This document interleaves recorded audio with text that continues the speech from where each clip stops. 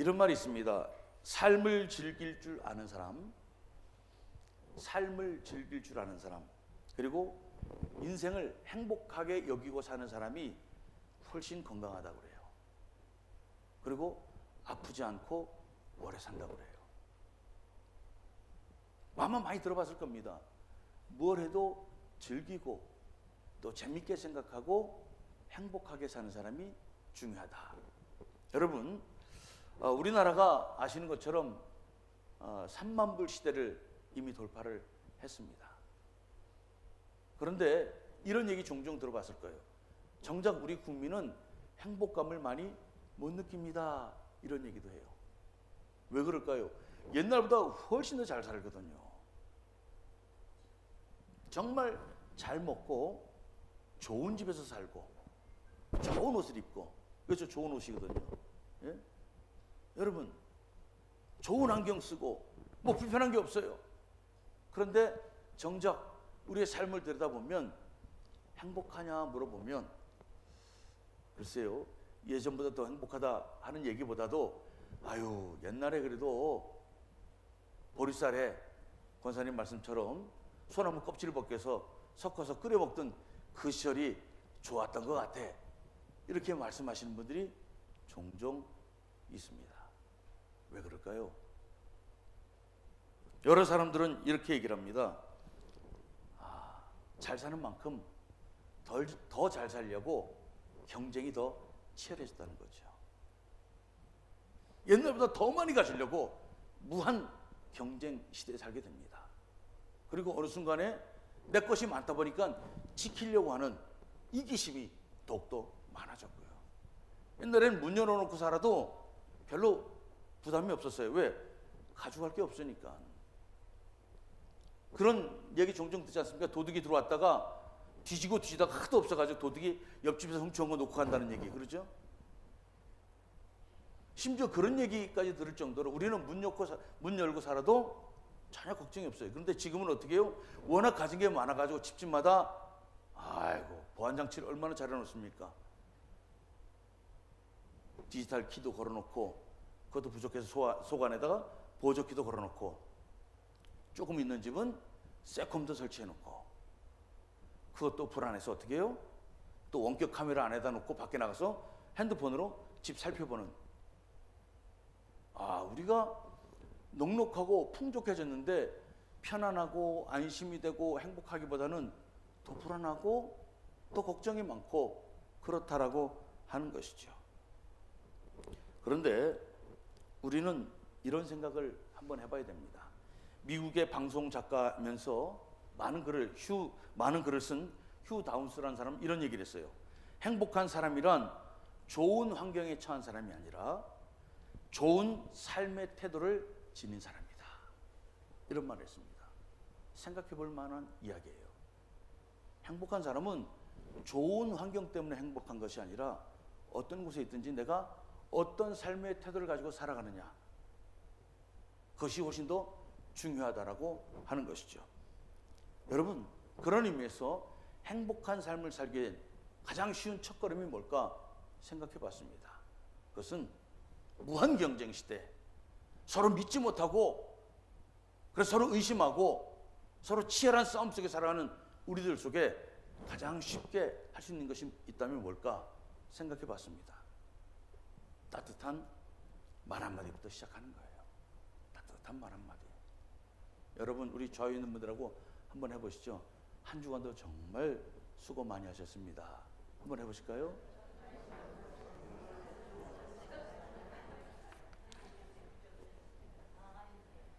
여러분, 힘들고 어려울 때 누군가 옆에 와서 한마디 힘들지? 한마디 해주면 얼마나 좋겠어요. 고참이 와서 한마디 합니다. 상사가 와서 한마디 합니다. 야, 내가 신입일 때는 너랑 달랐어. 이러지 않았어. 야, 나 신입일 때는 이러지 않았다. 요즘 애들은 정말 개념이 없어. 이렇게 말 한마디 하면 어떻게 해요? 물론 그 사람의 신입일 때 내가 보지 못해서 그러지만 열 확 받는 거예요. 그리고 더 피곤해지는 거예요. 열심히 시부모님에게 잘하려고 노력하는데 시부모님이 한마디 합니다. 아유, 요즘 것들은 말이야 시부모 어려운 줄 몰라 한마디 합니다. 그럼 어떻게 해요? 잘하려고 싶은 마음도 확 사라져버려요. 그런데 시어머니가 한 말씀 하십니다. 야, 확실히 배운 애들은 다르구나. 나 시집 올 때랑 다르네. 나 때는 아무것도 몰랐는데 요즘 애들은 많이 하는구나. 아유, 정말 잘하네. 얼마나 좋아요.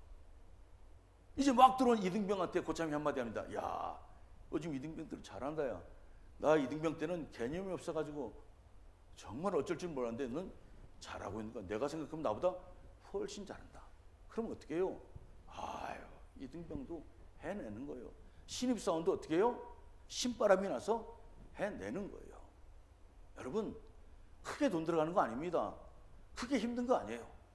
따뜻한 말 한마디, 이게 올 한해 우리가 해볼 수 있는 가장 작은 실천이고 그런 또 모습이었으면 좋겠습니다. 이게 자기만 행복해지는 것이 아니라 다른 사람을 행복해 하고 또 다른 사람이 행복해 하면 나도 행복해진다라고 하는 말이죠. 제가 목감기에 걸려서 좀 목이 자꾸 마르네요. 이해해 주시기 바랍니다.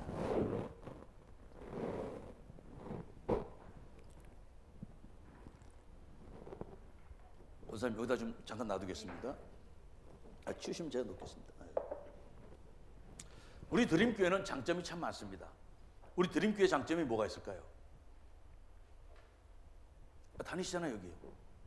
왜 여기 오셨어요? 좋아서 오신 거 아니세요? 배장로님, 뭐가 장점일까요, 우리 교회? 저는 배장로님이 계셔서 장점이라고 생각합니다. 여러분, 저기 앞에 보면 헌금 놓은 거 보이시죠? 저 다이 헌금 때 우리 배장로님 만드셨어요. 여러분, 박수 한번 부탁드리겠습니다. 네? 아니, 그렇지 않아도 강대상이 좁은데 저까지 올려놓으니까 제가 불편해가지고 제 행동이 이렇게 크잖아요. 그러죠? 이마시 목사님은 정말 신사적으로 이렇게 하시는데 저는 이렇게 행동이 크잖아요. 그래서 부딪힐까봐 제가 어떤 아이들인데 놀 데가 없었는데 장로님이 정말 잘 만드셨어요. 제가 특허내라고. 뭐 있잖아요. 그 모양 특허내는 거, 뭐 의장 등록이라고 그러나 뭐 있을 거 아닙니까? 뭐 그런 거 했으면 좋겠어요. 저는 우리 교회에 정말 이름도 없이 빛도 없이 수고하는 분들이 참 많아서 우리 교회가 좋습니다. 주일날만 되면 8시부터 막 와서 막 기다리는 분이 계신데요. 여러분, 얼마나 좋아요. 우리 교회 또 장점은 가족 같은 거예요. 가족 같은 거. 그렇죠? 오면 다 알아. 그렇죠? 우리 주일학교 아이들도 오면 그냥 목사님으로부터 그냥 온 장로님 권사님들에게 다 품에 안겨서 이렇게 다 진짜 어떻게 그런 관계가 형성될 수 있을까? 정말 좋은 장점이에요. 또 우리 교회는 박수를 많이 쳐줘요. 그죠? 박수를 많이 쳐줘요. 얼마나 좋아요. 여러분, 우리 교회 장점이 참 많습니다. 저도 이 속에 일원이 되었다고 하는 것. 정식 담임 목사로는 2주밖에 안 됐지만 이렇게 쉽게 적응할 수 있도록 배려해 주신 여러분들이 너무 좋습니다. 바라기는 정말 올 한해 우리 교회가 더 좋아지고 그래서 우리 교회가 행복했으면 좋겠습니다. 행복한 교회. 그리고 여러분의 가정도 행복하고 우리 하는 일터에서도 행복했으면 좋겠습니다. 오늘 모세는 이스라엘 백성들에게 이렇게 말합니다. 너는 참 행복한 사람이다. 너는 참 행복한 사람이다. 이스라엘이여, 너는 행복한 사람이로다. 이렇게 선언하고 있어요. 여러분, 왜 행복하다고 얘기를 하는가? 우리는 그것을 살펴보면서 올 한해 우리 교회가 정말 행복한 교회가 됐으면 좋겠습니다. 첫째는 교회는 이겁니다. 여호와의 구원으로 행복한 그런 교회가 되어야 합니다. 가족 같은 분위기도 좋고 칭찬의 말 한마디가 있는 것도 좋고 또 이런 것도 좋지만 제일 중요한 건 우리는 하나님의 자녀가 되었습니다라고 하는 이 감격스러운 구원의 행복이 우리 교회의 가장 중요한 힘인 줄로 믿습니다. 여러분, 하나님 앞에 구원받은 자녀입니다. 하나님의 축복된 자녀입니다. 이것처럼 교회의 정체성이 분명해져야 할 것이 또 있을까요? 이게 최고입니다. 최고. 구원이라는 말은 야샤라는 말입니다. 이 말의 뜻은 이겁니다. 기본적인 의미는 멍해, 억압, 그리고 패배의 위험으로부터 구해낸다, 이런 뜻이에요. 우리 삶을 억누르고 있는 그 모든 것들, 질병도 좋습니다. 문제가 꼬인 것도 좋습니다. 나를 괴롭히는 어떤 인간적인 관계도 좋습니다. 그리고 죄로 인한 고민도 좋습니다. 그 모든 것으로부터 우리를 구해낸다는 말이 구원이라는 말입니다. 이 단어가 처음 쓰인 것이 출애굽기에 나오는 모세의 이야기입니다. 모세가 아시는 것처럼 자기의 정체를 알게 되죠. 내가 히브리 사람이구나. 그러던 어느 날 히브리 사람과 이집트 사람과 싸우지 않습니까? 그때 히브리 사람 편에 서서 이집트 사람을 죽여요. 이 일이 발각이 돼서 모세가 쫓겨나고 도망을 가게 됩니다. 도망하면서 광야를 막 헤맬 때 한 무리를 만나게 됩니다. 그게 바로 모세의 장인 이드로의 딸들이에요. 딸들이 와서 양에게 물을 먹이려고 이렇게 하고 있는데 그 동네 목자들이 여자들만 왔다고 무시하는 거죠. 그리고 어떻게 해요? 쫓아내려고 합니다. 물 못 먹게 하는 거예요. 그러자 모세가 나타나서 그들을 칙칙칙 제거하고 물을 먹게 합니다. 딸들이 너무 고마운 거예요. 그래서 집에 가서 얘기합니다. 아빠, 내가 일찍 왔잖아. 그래, 너 왜 이렇게 일찍 왔냐? 내가 좋은 사람 만나가지고 내가 오늘 양 물 먹으러 가면서 고민 많이 했는데 잘 해결돼서 빨리 왔어. 그래? 그 사람이 누구야? 이때 모세가 딸들을 다른 동네 불량배 목자들로부터 구해냈다, 도움을 주었다라는 말이 야샤란 말이고, 이게 구원이라는 말이에요. 어려움으로부터 도와주고 구해냈다는 말이 구원이라는 말입니다. 이게 얼마나 고마웠는지 그 이드로가 어떻게 해요? 이보게 모세, 내 딸 어떤가?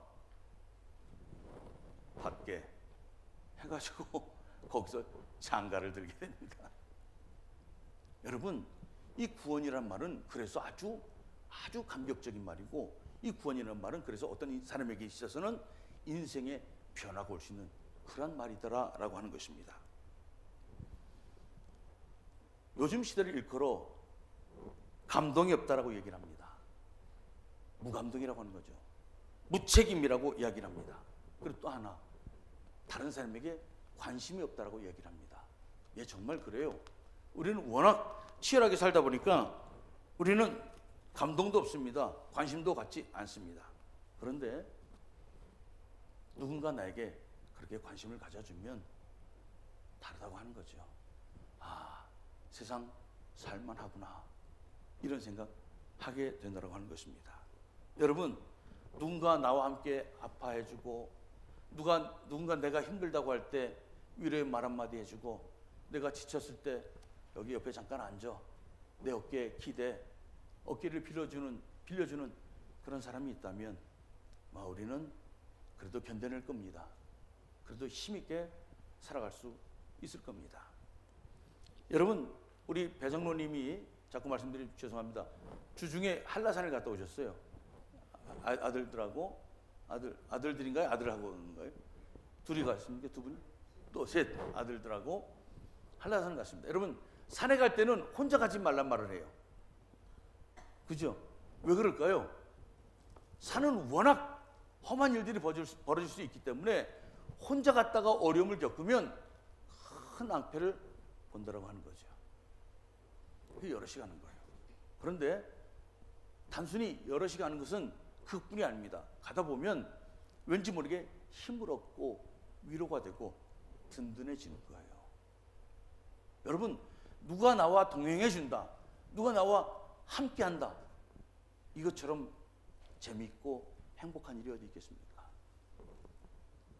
그런데 우리는 없어요. 없다고 느낄 때가 참 많습니다. 그래서 힘들다고 말하는 거예요.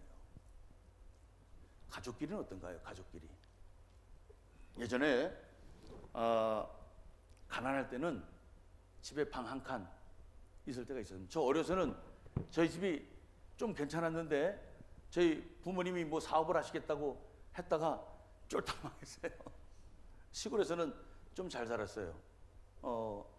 저 초등학교 다닐 때 우리 동네에 저희 집만 차가 있었어요. 트럭이 있었어요. 옛날엔 이 돌리는 전화기 있지 않습니까? 그러면 교환하니, 네, 그러면 뭐 몇 번 되시죠? 그러면 하는 거예요. 우리 동네에 저희 집만 있었어요, 집이. 텔레비전도 저희 집만 있었습니다. 동남 샤프라고 하는. 그래가지고 딱 텔레비전에 딱 해놓으면 저녁 때쯤 되면 동네 아이들이 저한테 얘기하죠. 야, 니네 집에 놀러 가면 안 돼? 왜요? 텔레비 보러 와야 되니까. 그럼 어떻게? 제가 고르죠. 너 와. 너 오지 마. 그럼 어떻게? 걔 못 오는 거예요. 그러면 어때요? 마루에 쭉 둘러앉아가지고 동네 사람 다 텔레비 보던 그런 시대가 있었어요. 그러다가 갑자기 쫄딱 망해가지고 시골에서 의정부라는 도시로 이사를 오게 됐어요. 정말 너무 없었어요. 방 한 칸에 6이 살았습니다. 아버지, 어머니, 저 여동생, 또 남동생 둘. 제가 사남매거든요. 야, 정말 힘들었어요. 그런데 좋은 점도 있어요. 같이 한 상에 둘러서 밥을 먹으니까 다 알아.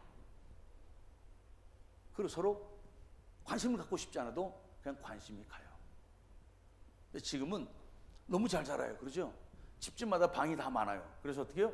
한 사람이 한 사람씩 방을 가져요. 남편도 방 하나, 부인도 방 하나. 어떻게 해요? 그래가지고 어디서 잠자는지 서로 몰라. 그러죠? 또 아이들도 방문 딱 열고 지방에 딱 들어가서 문 딱 닫아버리면 어떻게 해요? 함부로 들어갈 수가 없어. 부모님이 문 열려고 하면 잠가 있습니다. 두들기면 왜? 밥 먹어. 안 먹어. 그럼 어떻게 해? 미안해. 그러죠. 어떻게 해요? 심지어 가족끼리도 관심이 없어요. 한 집에 살지만, 좋은 집에 살지만 가족끼리도 대화가 안 돼요. 아, 이게 우리의 문제라고 하는 거예요. 힘들다는 말은 외롭다는 말과 통하는 거예요. 힘들다는 말은 외롭다는 말과 통하는 것입니다. 여러분, 타지에서 공부해 보신 분들 아실 거예요. 여러분, 공부하는 게 힘들 수도 있지만 친구가 없어서 그런 거예요. 객지에 나갔잖아요. 저도 시골에서 공부한다고 도시로 유학을 갔습니다. 처음에 너무 힘들었어요. 왜? 친구가 없으니까요. 여러분, 타지로 공부하러 간 그 그룹일수록 여러분 더 경쟁이 치열하잖아요.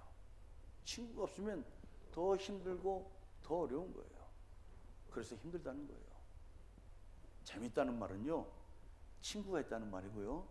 살기 좋다는 말은 함께하는 사람이 있다는 말이에요. 그게 살기 좋다는 말입니다. 그런데요, 여러분, 하나님 오늘 이렇게 말씀하십니다. 에스겔 34장 16절의 말씀 같이 한번 읽어볼까요? 시작.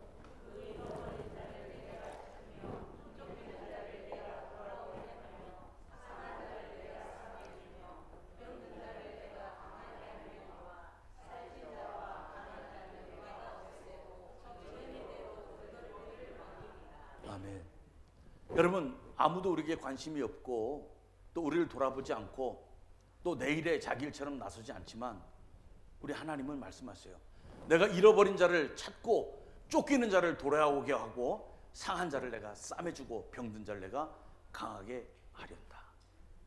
이 하나님의 말씀이에요. 사랑하는 성도 여러분, 우리가 왜 행복할까요? 하나님께서 우리와, 그런 하나님 우리와 함께 하시기 때문에 행복한 줄로 믿습니다.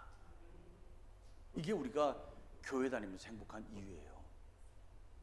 일찍 와서 좋은 사람들도 만나지만 더 뛰어넘어서 하나님이 우리를 그렇게 찾아주시고 고쳐주시고 싸매주시고, 그래서 우리가 행복한 거예요.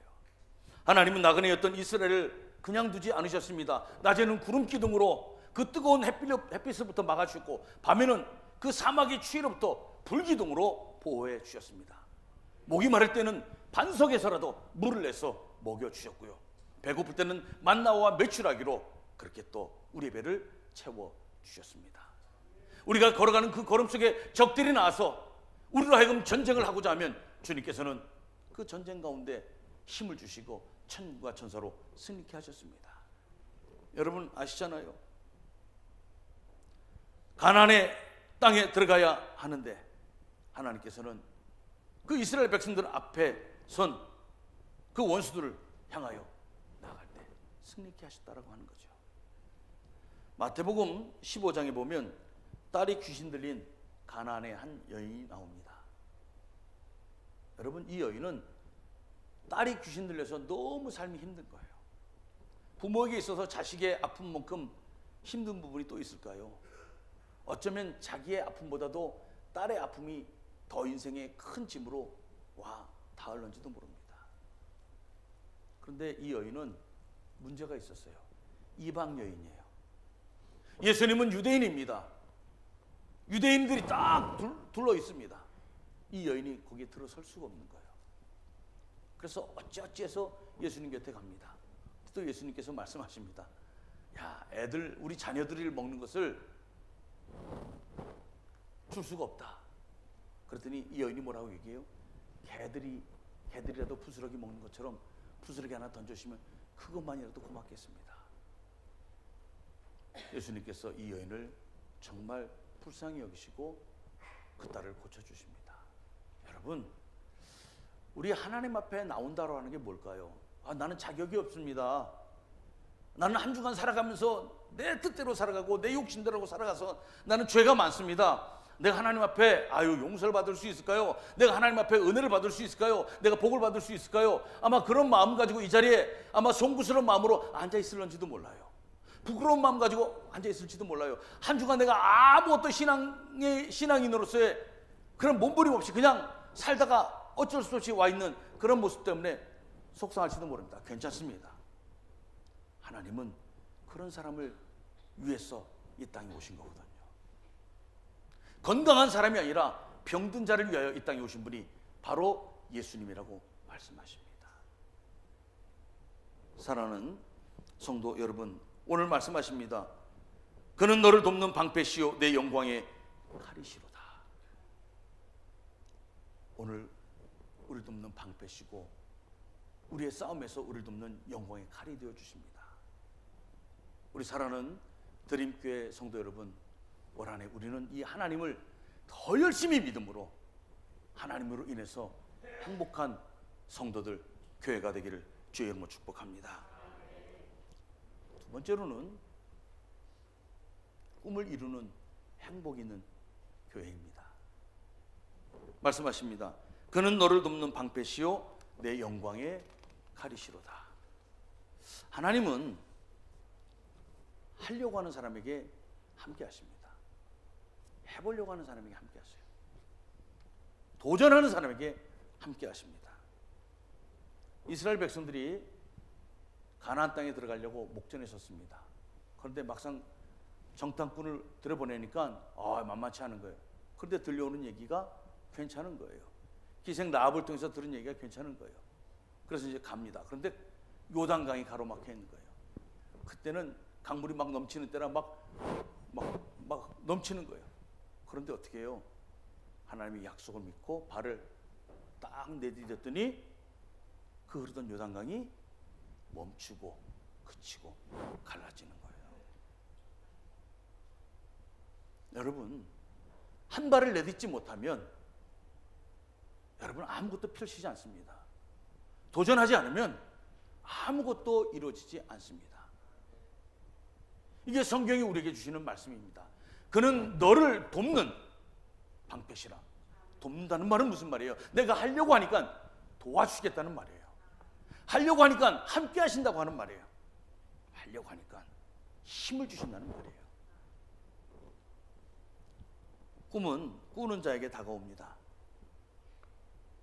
올 1월 달이 좋은 게 2주 지났지만 지금부터라도 올 한 해 목표를 세우는 거 허용되는 달입니다.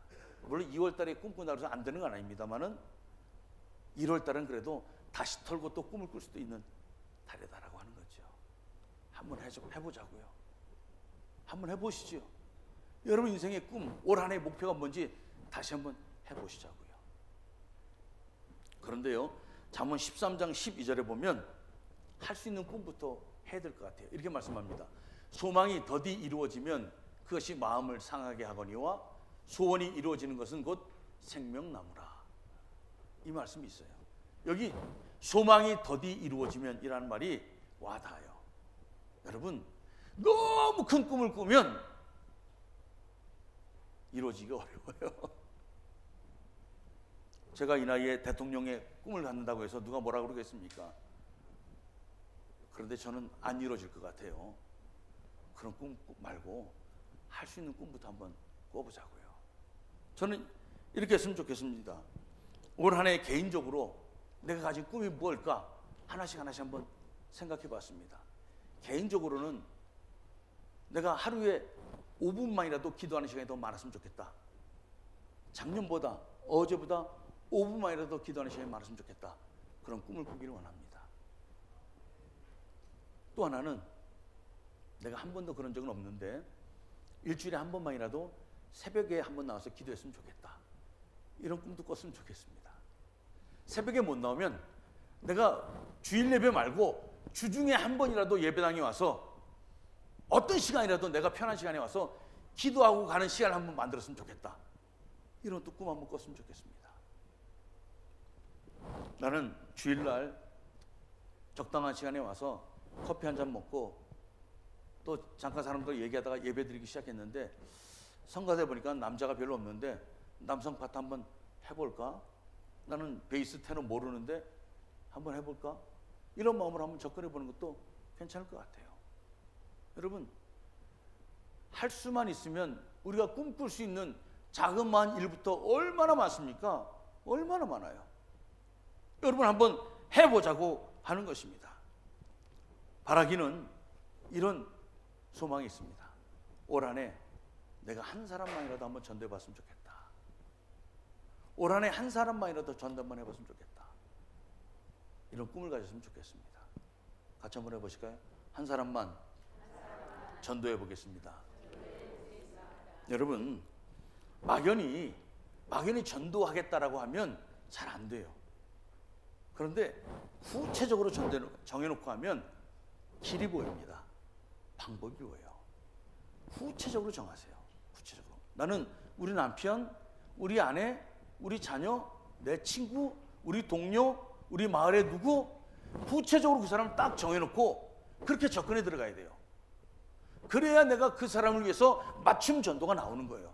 올 한 해 전도 한번 해야 되는데 막연하면요, 이 사람 만나면 이 사람, 저 사람 만나면 저 사람 너무 헷갈려요. 그래서 나중에는 12가지 재주 가진 사람이 밥 굶는다고 아무것도 못하고 끝나버린 수가 있다고 하는 거죠. 어떤 동네에 우리 동네입니다. 우리 동네. 제가 먼저 살던 동네에 트럭에서 파는 통닭구이 보셨습니까?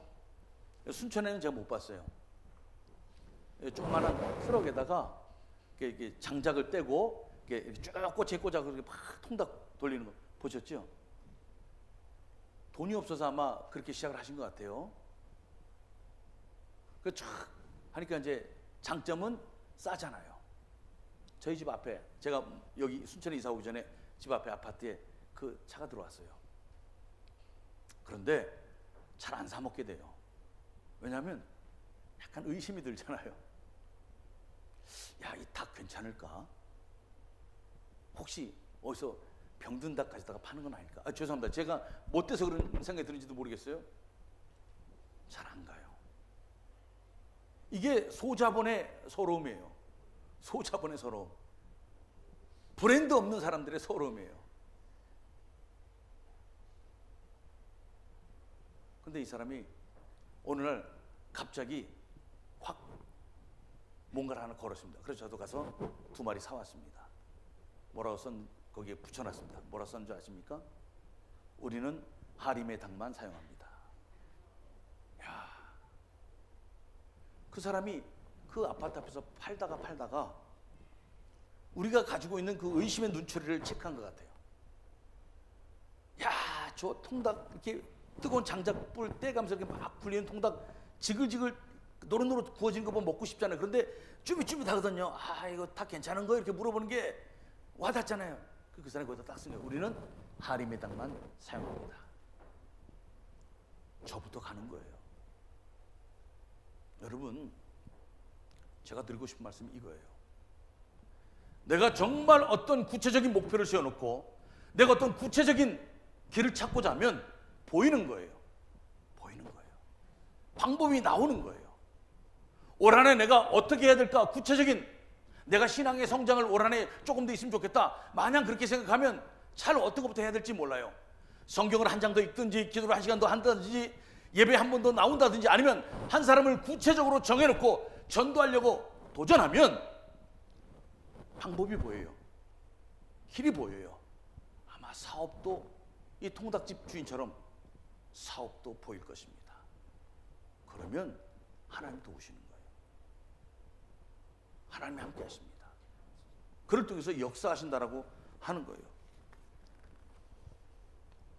이스라엘 백성들이 가나안 땅에 들어가는 것, 여러분 신명기서가 가나안 땅에 들어가기 바로 직전에 쓰여지는 글들입니다.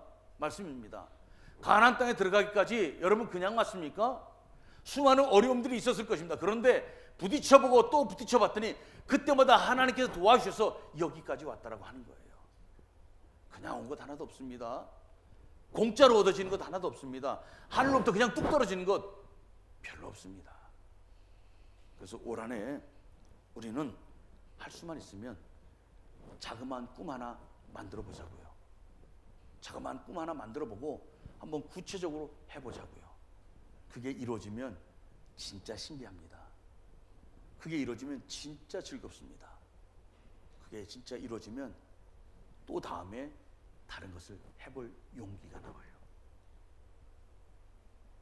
꿈을 이루는 우리 드림교회, 행복한 교회가 될 줄로 믿습니다. 마지막입니다.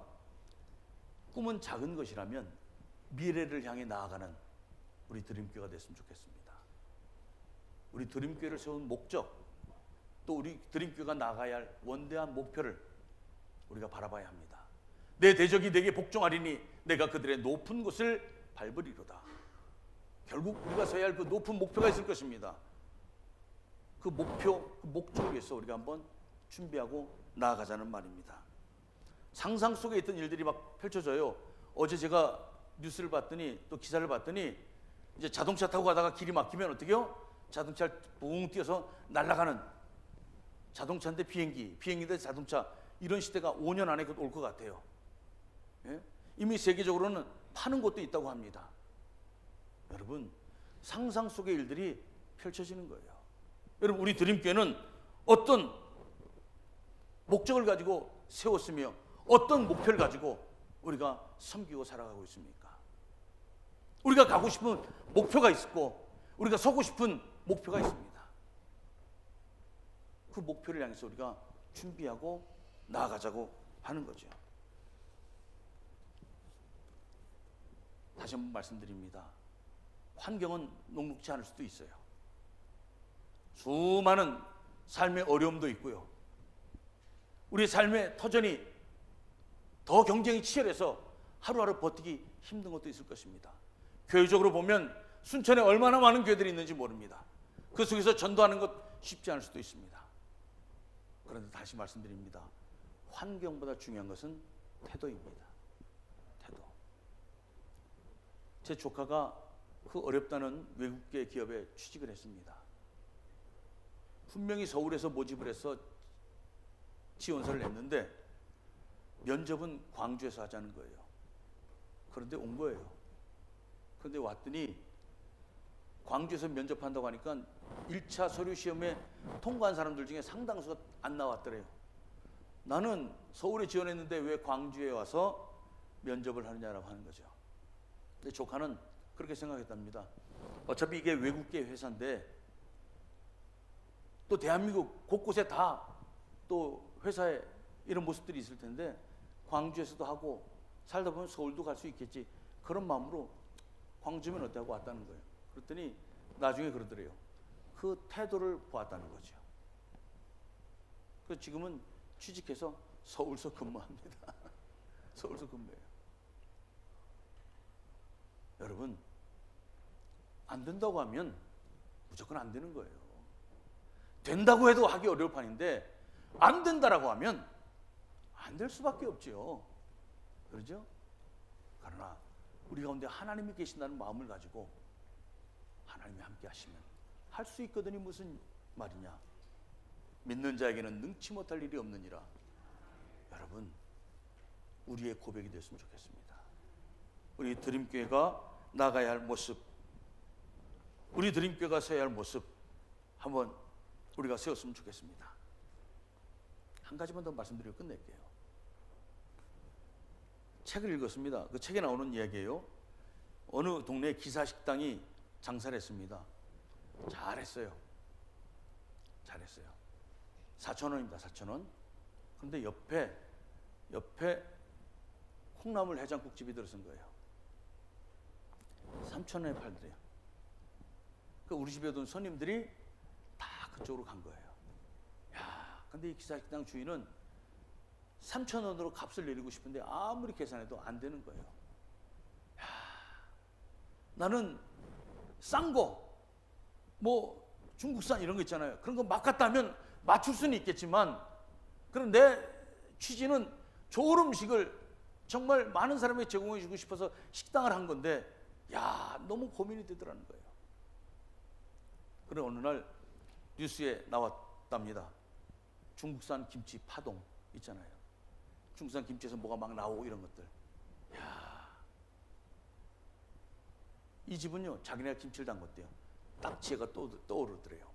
그래서 아침 되면 그 가게 앞에다가 김치를 쫙 깔아놓는데요. 그리고 어때요? 그 앞에서 버무린대요. 거기서 막 김치를 담그는 거죠. 사람들이 어떻게 해요? 야, 이 집은 중국산이 아니고 국내산이구나. 여러분,